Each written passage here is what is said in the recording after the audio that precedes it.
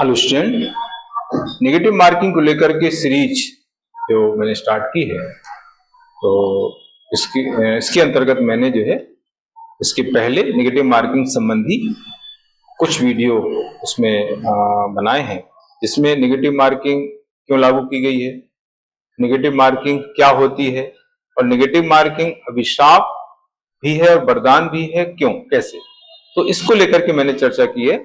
और इस वीडियो में बताने वाला हूं कि नेगेटिव मार्किंग की जो दुष्प्रभाव हैं उनसे बचने के लिए स्टूडेंट्स को क्या रणनीति अपनानी चाहिए, ये सबसे बड़ा प्रश्न है ना।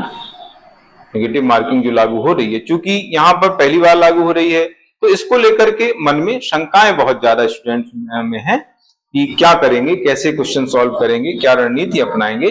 तो ये एक बड़ा सवाल स्टूडेंट्स के मन में है, तो उसी सवाल का जवाब जो है मैं इस वीडियो के माध्यम से दे रहा हूं।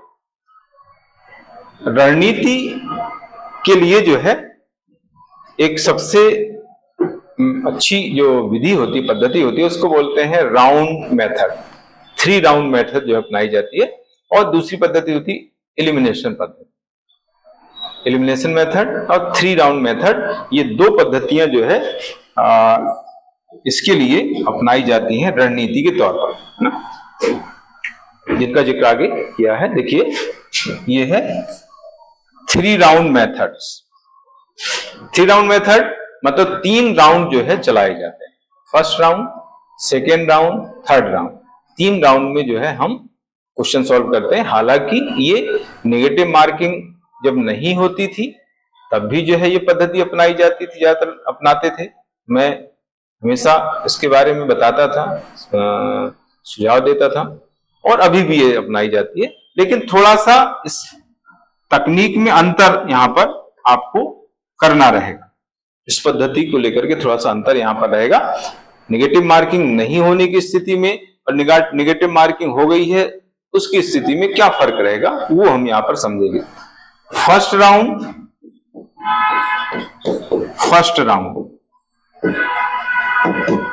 राउंड में जो है आपको ऐसे क्वेश्चंस को सॉल्व करना है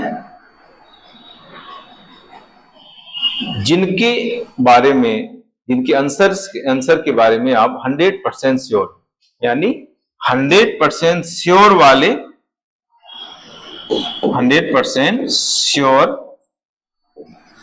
वाले क्वेश्चंस को सॉल्व करना है, यानी जिनके प्रति आप जो 100% श्योर हैं उनको फर्स्ट राउंड में हमें सॉल्व करना पड़ेगा। मतलब पहली बार हम जो है 3 4 बार पेपर को देख लेते हैं। अभी मैं एक वीडियो इसमें बनाऊंगा कि हमें जो है कैसे पेपर को सॉल्व करना है, गोला कब लगाना है, पहले लगाना है, बीच में लगाना है, बाद में लगाना है, इस पर हम चर्चा आगे करेंगे।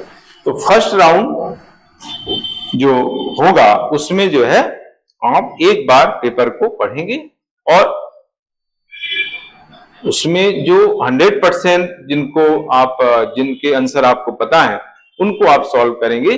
तो ये लगभग जो है क्वेश्चन कितने हो जाएंगे फर्स्ट राउंड में, 50 to 60 क्वेश्चंस जो है आपके हो जाएंगे लगभग। पेपर अगर मॉडरेट है, पेपर टफ है तो 40 से 50 ही हो सकते हैं, इजी है तो 60+ भी जा सकता है, डिपेंड करता है कि पेपर की क्वालिटी, पेपर का स्तर क्या है। लगभग मैंने 50-60 एक एवरेज बताया है। सेकेंड राउंड जो है, इसके बाद सेकेंड राउंड आएगा। देखिए, फर्स्ट राउंड में अगर मान लीजिए आपके 80 क्वेश्चन सही हो गए, हालांकि ऐसा संभव नहीं है फर्स्ट राउंड में ही 80 क्वेश्चन किसी के सही हो जाए, ये बहुत मुश्किल काम है, फिर भी कभी हो गए तो फिर आपको सेकेंड थर्ड राउंड पर ज्यादा डिपेंड रहने की जरूरत नहीं पड़ेगी।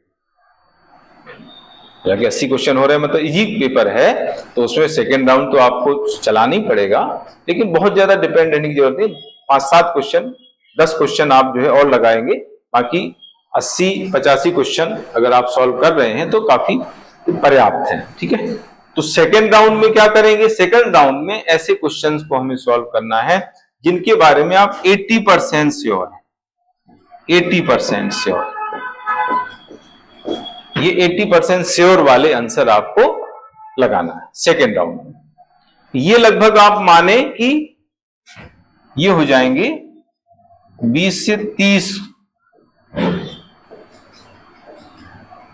30 क्वेश्चन हो जाएंगे, ऐसा है ना। तो अगर आप देखें तो ये लगभग हो गया करीब 80 क्वेश्चन, तो मान के चलो आप 80 से 90 के बीच में क्वेश्चन का आंकड़ा हो गया। तो ऐसी स्थिति में अगर ये स्थिति आपकी बनती है तो तीसरा राउंड आपको चलाने की जरूरत नहीं होगी, फिर थर्ड राउंड की जरूरत नहीं है। थर्ड राउंड जो है रिस्क राउंड है एक्चुअली, निगेटिव मार्किंग के एस्पेक्ट से मैं कह रहा हूं। निगेटिव मार्किंग नहीं थी तो 3 राउंड में आपको आंसर देना ही है, चलानी है, कंपलसरी हो। तो ये सारे क्वेश्चंस अटेम्प्ट करना पड़ते थे।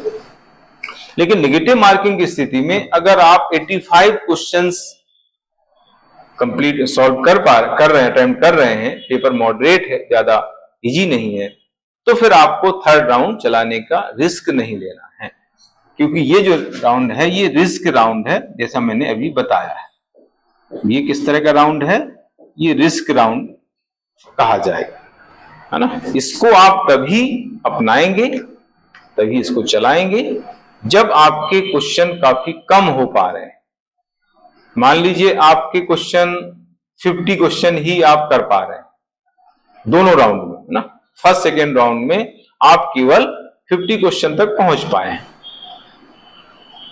या आपने क्वेश्चन तो कर दिए लेकिन आपको ऐसा लग रहा है कि इसमें से काफी गलत भी हो जाएंगे, तो फिर ऐसी स्थिति में आपको थर्ड राउंड करना है और उसमें ऐसे क्वेश्चंस को सॉल्व करना है जिसके प्रति आप 50% श्योर। इससे कम अगर श्योर हैं तो फिर आपको उसको करना ही नहीं।